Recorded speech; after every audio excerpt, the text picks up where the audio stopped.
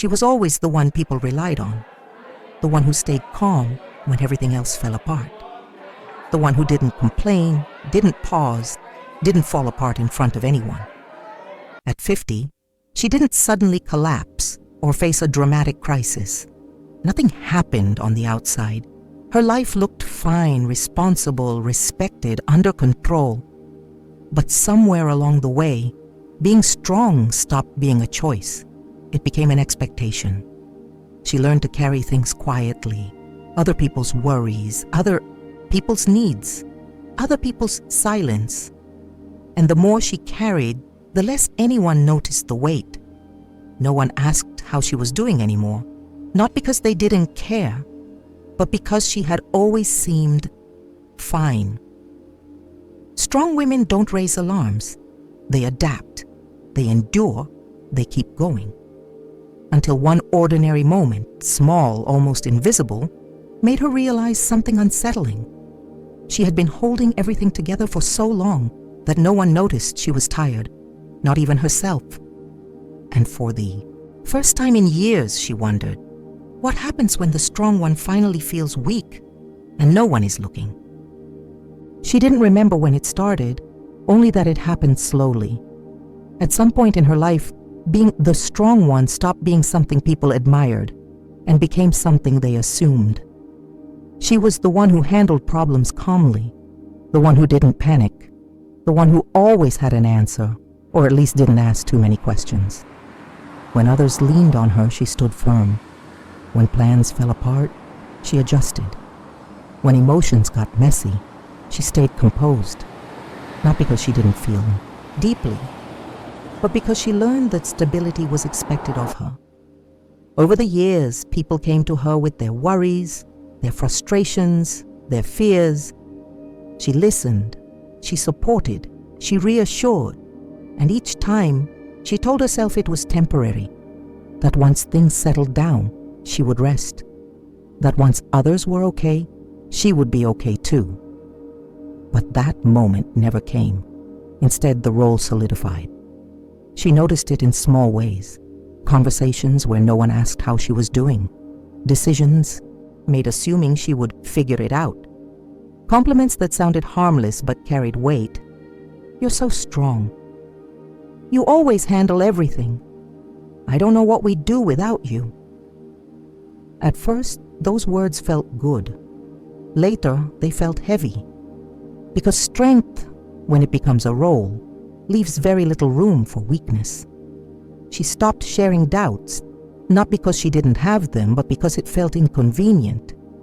She learned to downplay exhaustion, to smile through moments when her body felt tense and her mind overstretched. There was always someone else who needed more. And so she adjusted, again and again. Her days became efficient but crowded. Her responsibilities grew quietly. She became dependable in ways that were invisible but constant. No applause, no recognition, just expectation. She didn't feel angry about it. She felt used to it. That was the most unsettling part. There were moments, brief and fleeting, when she noticed how tired she was, usually late at night, or in the car after everyone else had gone, or while staring at something ordinary like a sink full of dishes or a message left unanswered. She would pause, take a breath, and then move on, because strong women don't stop. They push through. But somewhere inside, something subtle began to shift. Not a breakdown, more like a quiet question forming in the background of her thoughts. What would happen if I didn't hold everything together? The question felt dangerous, selfish even. So she ignored it. Instead, she focused on what she knew how to do best. Keep going. Be reliable. Be present for others. Maintain control. Yet the cost of that control was rarely spoken about. She had become so practiced at being strong that she didn't know how to ask for help anymore. And the longer she stayed silent, the harder it became to imagine doing anything differently. Strength had kept her life running smoothly, But it had also taught people not to look too closely, and slowly, without anyone noticing, it taught her to disappear behind her own resilience. The realization didn't arrive as a crisis. There was no moment where everything collapsed. Instead, it came through fatigue that didn't go away with rest, through a sense of distance she couldn't explain, through the growing feeling that her life was moving forward. But she wasn't fully inside it anymore. She noticed how automatically she said yes, how quickly she minimized her own needs, how often she postponed things that mattered to her without even questioning it. What once felt like generosity now felt like obligation. She began to see patterns she had never named before, how she adjusted her tone to keep the peace, how she anticipated problems before anyone else noticed them, how she absorbed tension so others wouldn't have to deal with it. Being strong had trained her to stay ahead of discomfort, even her own. And yet, the more she managed, the less space there was for her as a person. Not as a helper, not as the one who fixes things, but as someone who could rest, express uncertainty, or simply not have the answer.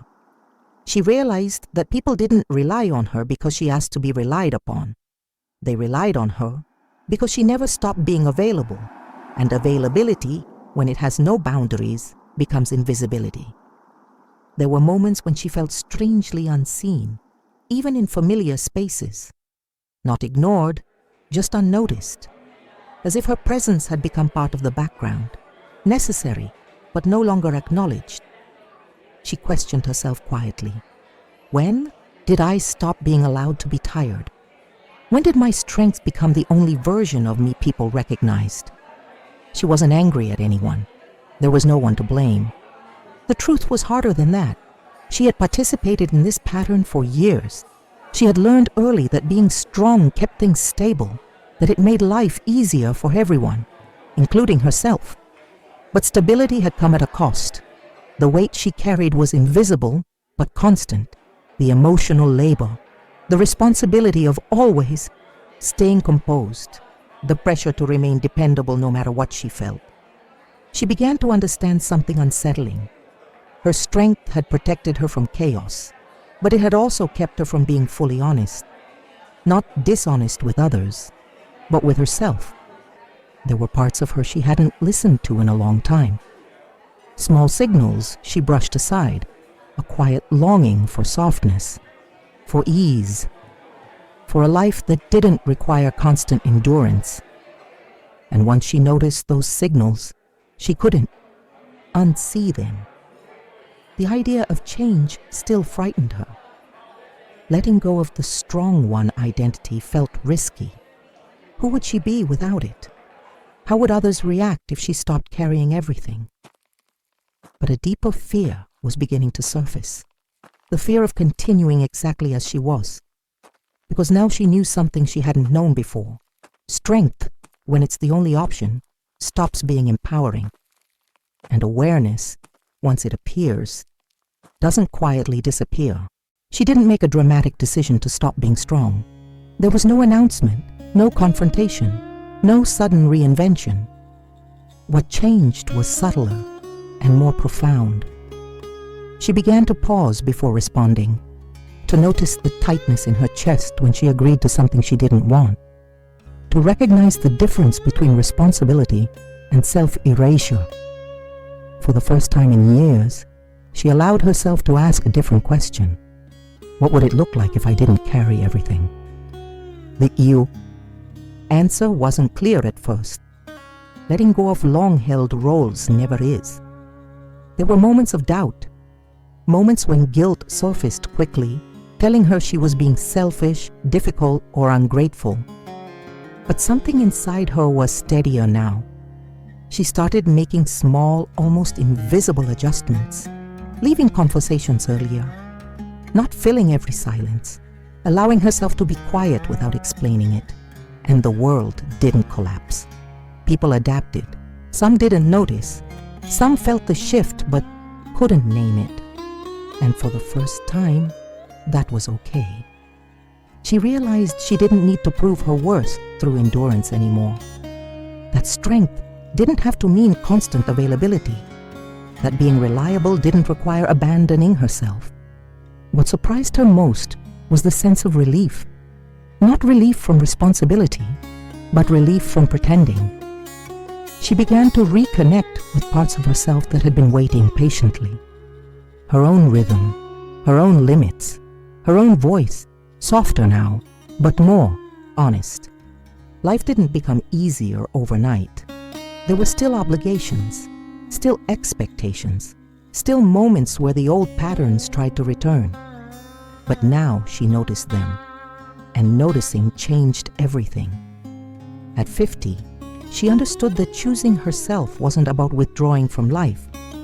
It was about finally participating in it as a whole person.